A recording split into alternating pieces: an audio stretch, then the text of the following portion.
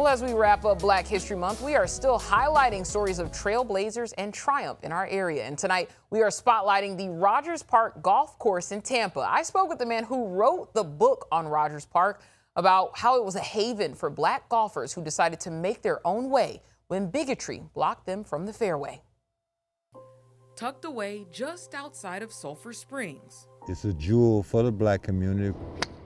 Sits a golf course born during segregation in the early 1950s and built bit by bit out of sheer love for the game. They saw white guys playing golf and they wanted to play themselves. Eventually, with determination and the sweat and tears, they decided to build their own. Lionel Ballard probably knows Rogers Park Golf Course better than anyone. And they built this by hand. So I showed you a memorial, and that was the group of guys that did that in between their jobs and raising their families. Ballard watched the golf course grow into what it is today, getting his own start there as a child after knocking around too many balls in his neighborhood. My dad said, you're going to eventually break somebody's window, so they need to get you to the golf course. The rest is history. Literally, Ballard has been at Rogers Park Golf Course ever since, eventually writing a book on the course's history and detailing what Black golfers and caddies had to endure just to play. They had to fight dogs off to come down 30th Street just to come to the golf course. And that's how cruel some of the whites in the community were. And Ballard says the course continued to grow, gain popularity, and eventually became a stop on a tour for Black golfers called the Chitlin Circuit Tour. But regardless of their success and skill level, some nearby neighbors couldn't see past the color of their skin. Certain places wouldn't feed them. Certain hotels they couldn't stay in.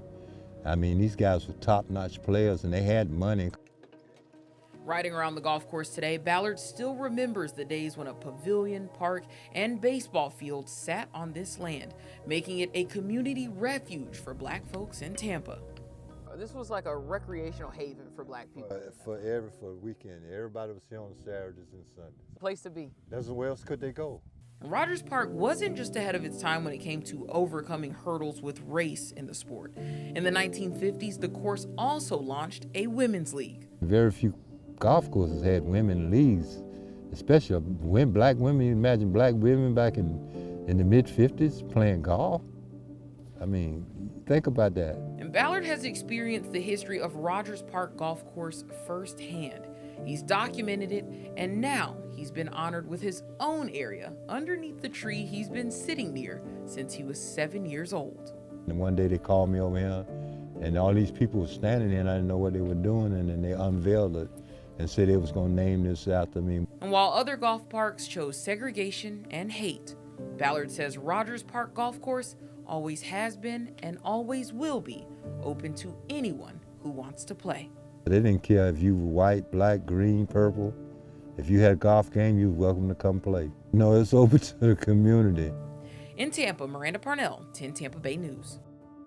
And today, Rogers Park Golf Course is still keeping the doors open to all. They are the home of First Tee Tampa Bay, a character-building organization that teaches kids the game of golf from ages 5 to 18, making sure that all kids have a shot at learning, no matter their background. If you want to check out Ballard's book on the golf course, it's called Rogers Park Golf Course, 18 Holes of History.